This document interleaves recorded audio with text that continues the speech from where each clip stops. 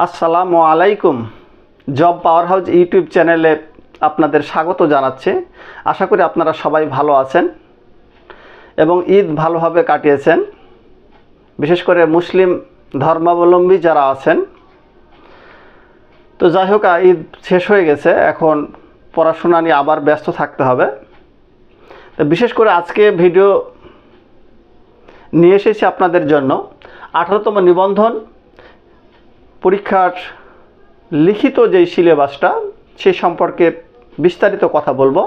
তো আজকে শুধুমাত্র এই সহকারী শিক্ষক সামাজিক বিজ্ঞান এর যে সিলেবাসটা আছে এ সম্পর্কে আপনাদের সাথে কিছু দিক নির্দেশনামূলক কথা বলবো। এটা সবচেয়ে বড় প্যারা, বিশেষ করে নিবন্ধন যারা লিখিত পরীক্ষায় দিবে এবং যারা সহকারী শিক্ষক সামাজিক বিজ্ঞানের যারা টিচার হতে চায়, অর্থাৎ স্কুল লেভেলে যারা শিক্ষকতা করতে চায়, তাদের জন্য আজকের এই ভিডিওটি খুবই গুরুত্বপূর্ণ। তো আসলে এই সিলেবাসটা আমি পর্যালোচনা করে দেখেছি, নতুন যে 18তম নিবন্ধনের সিলেবাসটা দিয়েছে, তো সিলেবাসটা আসলে হিউজ সিলেবাস। আপনি যদি টেকনিক্যালি পড়াশোনা না করেন তাহলে কিন্তু আপনি এই সিলেবাস শেষ করতে পারবেন না। কেন? আপনাকে এই সহকারী শিক্ষক সামাজিক বিজ্ঞানের শিক্ষক হতে হলে এখন আর আগের মতো যে আপনি সমাজবিজ্ঞান থেকে অনার্স মাস্টার্স করেছেন, আপনি শুধু সমাজবিজ্ঞানের পরীক্ষা দেবেন এরকম না। আপনি অর্থনীতি থেকে অনার্স মাস্টার্স কমপ্লিট করেছেন, আপনি শুধু অর্থনীতির পরীক্ষা দেবেন না। এখন কি করেছে, এই 7টি যে সাবজেক্ট আছে, এই 7টি সাবজেক্ট মিলিয়ে 10টি ইউনিট আছে। এই 10টি ইউনিট থেকে 10টি প্রশ্নের আপনাকে উত্তর দিতে হবে, অর্থাৎ লিখিত পরীক্ষা হবে 100 মার্কের। তাহলে এই 10টি ইউনিটই আপনাকে টোটাল পড়া প্রস্তুত করতে হবে। এখন এই সিলেবাসটা আসলে অনেক বড় একটা সিলেবাস। এই সিলেবাসটা কিভাবে আপনি কভার করবেন, কিভাবে প্রস্তুতিটা সম্পন্ন করবেন, সে বিষয়ে আজকে আপনাদের ধারণা দেব। এখন এই 10টি যে ইউনিট আছে, এই 10টি ইউনিট থেকে 10টি প্রশ্ন হবে। আসলে প্রশ্নগুলোর যদি বিকল্প থাকতো, যেমন এর আগের নিবন্ধনে হয়েছে, অথবা দিয়ে 1 নম্বরের একটা প্রশ্ন দিল অথবা আরেকটা প্রশ্ন দিল একটা ইউনিটে, তাও কিন্তু একটু সুবিধা হতো। কিন্তু এখন দেখেন আপনি কোনটা ছাড়বেন আর কোনটা পড়বেন। এত হিউজ সিলেবাস, আপনার পক্ষে টেকনিক ছাড়া পড়া সম্পূর্ণ করা সম্ভব হবে না। আর বাজারে এরকম বইও এখন ভালো মানের আসেনি, শুধুমাত্র হয়তো দিগদর্শন প্রকাশনের একটা বই বের করার কথা বা হয়েছে আমার যতটুকু জানা, তাও কি মানসম্মত নয়। অর্থাৎ এবার আরেকটা আপনার সবচাইতে সুবিধা হবে, যারা একটু টেকনিক ফলো করবে তারাই কিন্তু দেখা যাচ্ছে নিবন্ধনের লিখিত পরীক্ষায় পাশ করবে। কেননা এই প্রশ্নটা দেখা যাচ্ছে যে এই বছরের পরে যারা 19তম নিবন্ধন দিবে তাদের জন্য বুঝতে সুবিধা হবে, কিন্তু আপনি যেহেতু প্রথমবার দিচ্ছেন নতুন সিলেবাসে, এই কারণে আপনার জন্য খুব এটা কঠিন হয়ে যাবে। তবে এর ভেতরে যারা একটু সিস্টেমেটিক ওয়েতে পড়াশোনা করবে তাদের জন্য এটা কিন্তু সহজ হয়ে যাবে এবং তারাই লিখিত পরীক্ষায় উত্তীর্ণ হবে।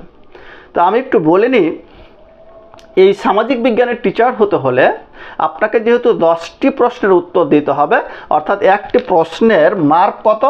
10, অর্থাৎ 10 গুণন 10 সমান কত? এই 100 মার্ক।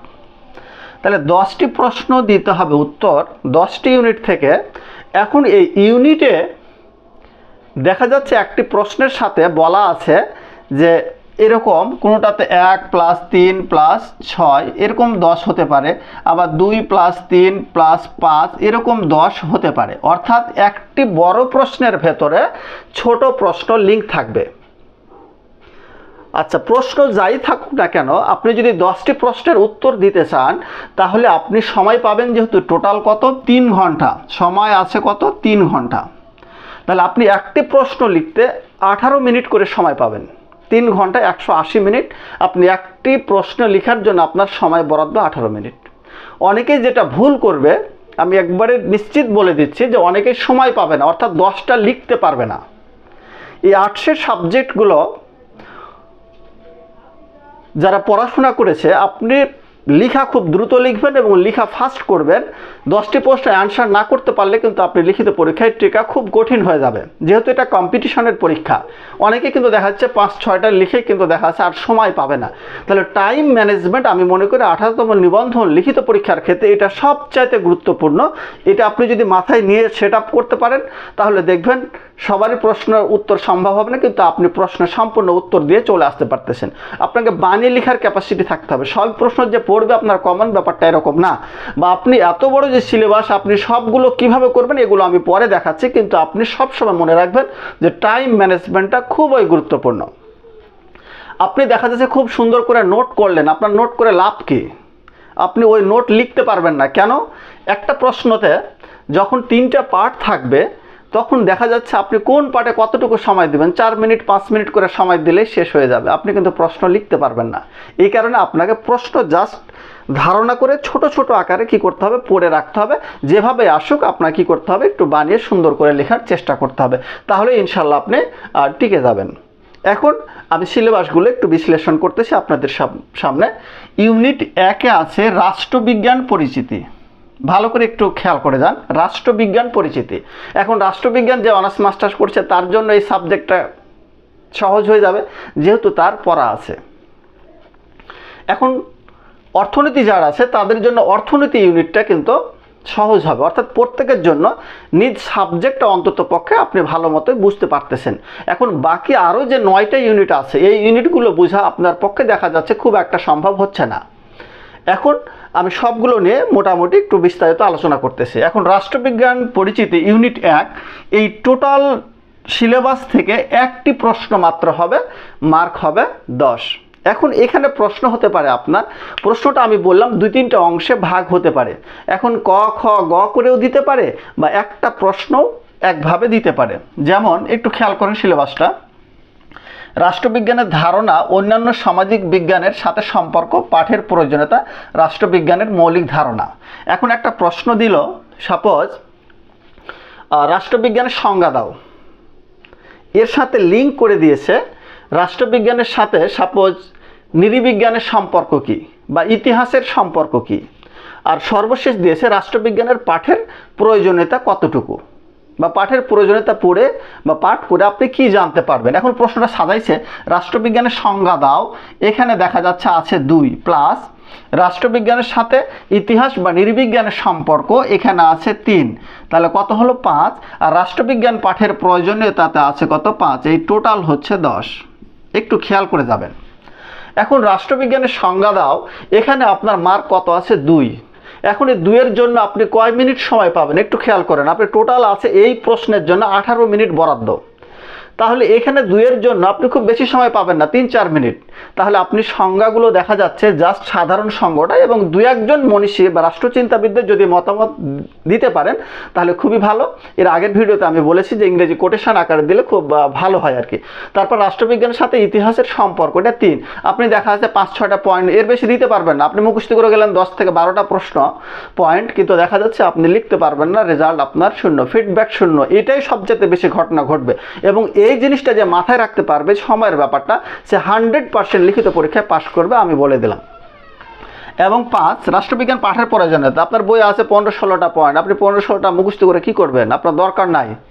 আপনি 8 থেকে 10টা প্রশ্ন সর্বোচ্চ 5 মার্কের জন্য আপনি কি করতে পারেন, সুন্দর করে পড়ে রাখতে পারেন। তাহলে আপনার পড়ার স্টাইলটা আমি আরেকটু বলে দিই, আপনি পড়বেন কিভাবে। আসলে প্রথমেই যে জিনিসটা চলে আসে যে আপনাকে বই সিলেকশনের ব্যাপারটা চলে আসে। এখন বাজারে তো বই তেমন নেই, একটা মাত্র বই এখন দিগদর্শন বা ওরাকলের হয়তো বইটা আসার কথা, এর বাইরে কিন্তু আর বই নাই। আপনি কি বই পড়তে হবে এটা নিয়ে কিন্তু এখন ঝামেলা আছে, আর আপনি সুন্দর করে নোট করে কি করবেন, আপনার তো সময় কম, আপনার এতগুলো পড়া সিলেবাস করতে হবে। এখন আমার কাছে যেটা মনে হচ্ছে আমি সুন্দরভাবে আপনাদের বলে দিচ্ছি বা সাজেশন দিচ্ছি, সেটা হচ্ছে যে এখানে যেহেতু আমি দেখেছি রাষ্ট্রবিজ্ঞান, সমাজবিজ্ঞান, সমাজ কল্যাণ, অর্থনীতি, ভূগোল আর স্বাধীন বাংলাদেশের অভ্যুদয়ের ইতিহাস, এই 4 থেকে 5টা সাবজেক্টের অনার্স যারা করেছে, সাপোজ আপনি ভূগোলের স্টুডেন্ট, ভূগোল থেকে অনার্স মাস্টার্স কমপ্লিট করেছেন, ভূগোলটা আপনার কাছে সমস্যা নাই, 2টা ইউনিট আপনি কমন পেয়ে যাচ্ছেন, কিন্তু রাষ্ট্রবিজ্ঞানটা আপনার কাছে কঠিন হয়ে যাচ্ছে। এখন এই রাষ্ট্রবিজ্ঞানটা আপনি কিভাবে পড়বেন? এর কাজ হচ্ছে আপনি আরেকটা জিনিস খেয়াল করতে পারেন, রাষ্ট্রবিজ্ঞানে যারা অনার্স কমপ্লিট করেছেন তারা তো অনেক কোর্স আছে, first year, second year, third year, fourth year, অনেক কোর্স পড়েছে। এখন এই যে এই সিলেবাসটুকু কোন কোর্সের সাথে মিল আছে, তাহলেই কিন্তু আপনি প্রশ্ন পেয়ে যাচ্ছেন, উত্তর কোনটা পেয়ে যাচ্ছেন। তাহলে সেই গাইডটা যদি আপনি কিনেন, মানে সেই কোর্সের তাহলে কিন্তু আপনি পেয়ে যাচ্ছেন এটা, বা কোনগুলো দরকার এইভাবে টপিকগুলো ধরে আপনি কিন্তু সুন্দর করে নোট করে নিতে হবে আপনার নিজের মতো করে। আপনাকে নিবন্ধন পরীক্ষায় বারবারই বলতেছি, কোচিং কোনো হেল্প করতে পারবে না, আপনাকে জাস্ট দিক নির্দেশনা দিতে পারে, কিন্তু পড়া আপনাকেই পড়তে হবে, টেকনিক আপনাকেই লিখতে হবে, আপনার লেখা ফাস্ট করতে হবে, টেকনিক করতে হবে, তাছাড়া কিন্তু সম্ভব হবে না। আপনার যেটা কাজ হবে, এইভাবে যেই আপনার সাবজেক্টের বাইরে যেই সাবজেক্টগুলো আছে, অর্থাৎ অনার্স যারা কমপ্লিট করেছে জাতীয় বিশ্ববিদ্যালয় থেকে বা ইউনিভার্সিটি থেকে কোন কোর্সের সাথে মিল আছে, তাহলে সেই গাইডগুলো পড়লে কিন্তু আপনি পেয়ে যাচ্ছেন। দিয়ে আপনি কতটুকু লাগবে সেটা কিন্তু আপনি সুন্দর করে কি করবে, গুছিয়ে নিতে হবে। আপনার গুছানোর কাজটা হচ্ছে আসল কাজ। আর যদি বইয়ে পুরোটাই থাকে তাহলে তো আপনার আর কোনো প্রবলেম হবে না। তবে আপনি পড়বেন এইভাবে, বই থাক বা যেখানেই থাক। আপনি যেমন রাষ্ট্রবিজ্ঞান থেকে অনেক প্রশ্ন কিন্তু আপনাকে করতে হবে। দেখেন প্রথমে যে প্রশ্নটা, এটা রাষ্ট্রবিজ্ঞানের ধারণা, আপনি রাষ্ট্রবিজ্ঞানের সংজ্ঞাটা একটু নেবেন, রাষ্ট্রবিজ্ঞানের সাথে 2-3টা সমাজবিজ্ঞানের সম্পর্ক আপনি জাস্ট ধারণা রাখবেন, 3-4টা করে পয়েন্টই করে সুন্দর করে খাতায় সাজিয়ে রাখবেন। রাষ্ট্রবিজ্ঞান পাঠের প্রয়োজনীয়তা, আপনার এইটুক জায়গা শেষ। দ্বিতীয় হচ্ছে রাষ্ট্রচিন্তাবিদের তুলনামূলক আলোচনা। প্রশ্ন কিন্তু একটাই আসবে, খুব ঝামেলার ব্যাপার। এখন সবই ইম্পর্টেন্ট, আপনি কোনটা ছাড়বেন? Plato, Aristotle, Machiavelli, Hobbes, Locke, Rousseau. আপনি মনে করেন এই 2টা করব, রুশো থেকে প্রশ্ন দিয়েছে, আপনার বুদ্ধি শেষ, আপনি পারবেন না। এই কারণে প্রশ্ন আমার মতে ছাড়া খুব একটা সমীচীন হবে না। আপনার ইম্পর্টেন্ট খুব একটা যে আপনি খুঁজতে যাবেন যে এটা বেশি ইম্পর্টেন্ট, এটা ছেড়ে দেবো, এরকম মনে হয় করা খুব একটা বুদ্ধিমানের কাজ হবে না। কেন হবে না? আমি যদি প্লেটোর কথা বলি, এখন প্লেটোর দেখা যাচ্ছে দার্শনিক রাজা আছে, প্লেটোর শিক্ষা ব্যবস্থা আছে, প্লেটোর ন্যায় বিচার আছে, প্লেটোর সাম্যবাদ আছে। আপনি মনে করলেন শিক্ষা ব্যবস্থা ইম্পর্টেন্ট, দিল প্লেটোর ন্যায় বিচার কী বা ন্যায় বিচার তত্ত্বটি লিখো। অ্যারিস্টটল, আপনি টেকনিক খাটে পড়তে গেলেন অ্যারিস্টটলের বিপ্লবের কারণগুলো কী কী, চলে আসলো অ্যারিস্টটলের সরকারের শ্রেণী বিভাগ, চলে আসলো অ্যারিস্টটল রাষ্ট্রচিন্তার জনক বলা হয় কেন, 5টি কারণ লিখো। তাহলে বোঝা যাচ্ছে আপনার মূল যেই প্রশ্নগুলো, সেই প্রশ্নগুলো আপনাকে হালকাভাবে ধারণা নিয়ে যেতে হবে, এবং পয়েন্ট যদি থাকে 5-6টা পয়েন্ট আপনাকে কিন্তু করতে হবে। তার কারণ কিছু উচ্চতর দক্ষতামূলক প্রশ্ন কিন্তু 20% আসবে, এটা লিখে দিয়েছে, আপনাকে টেকনিক্যালি উত্তর দিতে হবে। এরকম কিন্তু কিছু প্রশ্ন চলে আসবে, হয়তো প্লেটোর থেকে। প্লেটোর শিক্ষা ব্যবস্থা বর্তমানকালে প্রযোজ্য কিনা, বা বর্তমানে কিভাবে ইমপ্লিমেন্ট করা যায় কিনা, বা আছে কিনা, এই সম্পর্কে তোমার মতামত দাও। সুন্দর করে গুছিয়ে লিখতে হবে, গুছিয়ে লেখাটাই হচ্ছে আসল। এইভাবে দেখা যাচ্ছে ম্যাকিয়াভেলি, হবস, লক, রুশো সবগুলোর যেই তত্ত্ব আছে সেগুলো আপনাকে কিন্তু সবই দেখে যেতে হবে, এখানে ছাড়ার কোনো ক্যাপাসিটি নাই। কিন্তু আপনার এত বড় সিলেবাস কমপ্লিট করতে হবে, ছোট ছোট আকারে পড়ে কি করে একটা ধারণা নিয়ে সুন্দরভাবে নোট করে পয়েন্টগুলো গুছিয়ে নাও, আপনার এটা কাজ। আপনি দেখেন এরপরে কত বড় সিলেবাস, সরকার এবং গঠন, গণতন্ত্র আছে, একনায়কতন্ত্র আছে, সংসদীয় সরকার, রাষ্ট্রপতি সরকার, এককেন্দ্রিক সরকার এবং যুক্তরাষ্ট্রের সরকার। আপনি বাদ দেবেন কোটা, আপনি পড়ে গেলেন গণতন্ত্র, খুব ইম্পর্টেন্ট মনে করতেছেন, দিল সংসদীয় সরকার ব্যবস্থা, যে কোনো সরকার ব্যবস্থা চাইতে উত্তম আলোচনা করো, এর সাথে কিছু লিঙ্ক দিল। যুক্তরাষ্ট্রের সরকারের সাম্প্রতিক প্রবণতাগুলো আলোচনা করো, এককেন্দ্রিক সরকারের 5টি দোষ উল্লেখ করো। এভাবেই কিন্তু প্রশ্ন সেট আপ হবে। এরপরে দেখেন সরকারের বিভাগসমূহ, আইন বিভাগ, শাসন বিভাগ, বিচার বিভাগ। এরপর আছে রাজনৈতিক দল নির্বাচন, আপনি ছোট করে নেবেন। আইন, সরকারের বিভাগসমূহ, আইন বিভাগ, আইন বিভাগের কাজগুলো আপনি 5-7টা করে নিতে পারেন। তারপরে বিচার বিভাগের স্বাধীনতা রক্ষা উপায়, বিচার বিভাগের কার্যাবলী, বিচারক নিয়োগের যে পদ্ধতি, আপনার মোটামুটি একটা ধারণা থাকতে হবে বিষয়, তাহলে আপনি লিখতে পারবেন। তাহলে এইভাবে দেখেন এই রাষ্ট্রবিজ্ঞানের সিলেবাসটা কমপ্লিট করতে গিয়ে আপনাকে কত কিছু পড়তে হচ্ছে। এরপরে আরেকটা দেখেন, আমি ইউনিট 2 যেটা, ইউনিট 2 এটা দেখাচ্ছে বাংলাদেশের অভ্যুদয় ও সংবিধান। এখন প্রশ্ন আসবে একটা, আপনি কোনটা করবেন? আপনি কি করবেন না 66 দফা ইম্পর্টেন্ট, নাকি 54 নির্বাচন সবই ইম্পর্টেন্ট, নাকি ভাষা আন্দোলন, নাকি 70 নির্বাচন, নাকি গণঅভ্যুত্থান, নাকি 71-এর মুক্তিযুদ্ধ সবই ইম্পর্টেন্ট? তাহলে মেন কাজ আপনাকে যেটা করতে হবে সেটা হচ্ছে দেখেন এই ভাষা আন্দোলন থেকে। ভাষা আন্দোলন কি করবেন আপনি? ভাষা আন্দোলনের প্রেক্ষাপটটা পড়লেন, জাতীয় জীবনে ভাষা আন্দোলনের গুরুত্ব আর কয়েকজন ভাষা শহীদদের পরিচয়, বড় করার দরকার নাই, বড় করলে আপনি জীবনের সিলেবাস, এটা 1 বছর লাগবে সিলেবাস শেষ করতে, বড় করার আপনার দরকার নাই। এই ছোট ছোট আকারে 5-7টা পয়েন্ট করে আপনি সুন্দর করে খাতাতে নোট করে গুছিয়ে রাখবেন।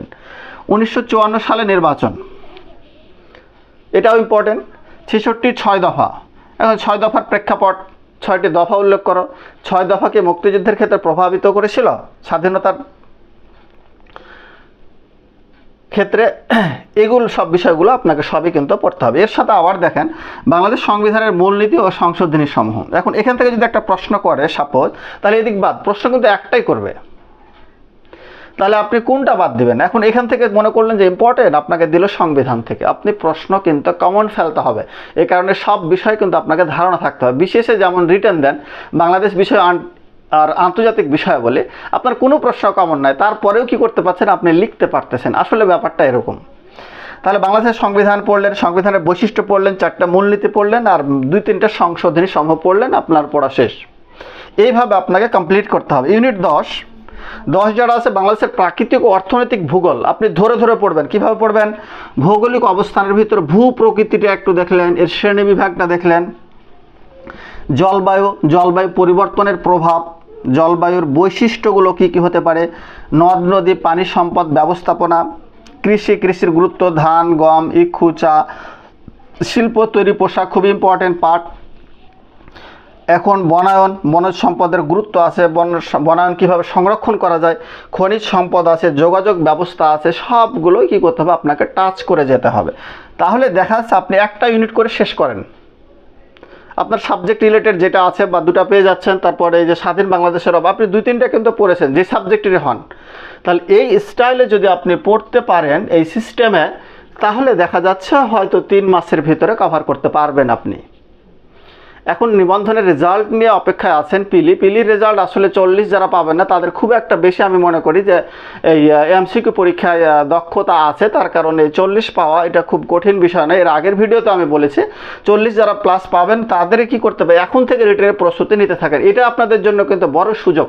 যারা প্রথমবার, আপনি প্রথমবারই ফাঁকা ফিল্ডে গোল মেরে নিলে পরের বার কিন্তু সব বুঝে যাবে। তাহলে আমি যে টেকনিকগুলো দিলাম আর কি, এই টেকনিক বা এভাবে পড়লে কিন্তু দেখা যাচ্ছে আপনি নিশ্চিতভাবে এই লিখিত পরীক্ষায় পাশ করবেন এবং সামাজিক বিজ্ঞানের টিচার হিসেবে আপনি যোগদান করতে পারবেন। তো সবারই আসলে প্রস্তুতি নিতে থাকেন। আর বিশেষ করে আমি এগুলো নোট করতে পারি সুন্দর করে গুছিয়ে, বা বই আকারে আমি লিখতে পারি, যদি একটু সময় লাগবে হয়তো 15-20 দিন মতো, আমাদের এগুলো সব পড়া আছে। এই ক্ষেত্রে আমি দেখি যদি রিকোয়ারমেন্টস যারা হয়তো নোট বা টোটাল বইটা কিভাবে সাজিয়ে মানে উত্তর লিখতে হবে, অর্থাৎ বই আকারে এরকম যদি 4 থেকে 500 কমেন্ট আসে, বা যারা নিতে চায় আর কি পুরোটাই আর কি, সামাজিক বিজ্ঞানের যারা শিক্ষক হওয়ার স্বপ্ন দেখছেন তারা যদি পুরো এই নোটটা নিতে চায়, তাহলে মোটামুটি কমেন্টে আপনারা জানাবেন। তো সবাই ভালো থাকবেন, সবার সুস্বাস্থ্য কামনা করছে। আল্লাহ হাফেজ।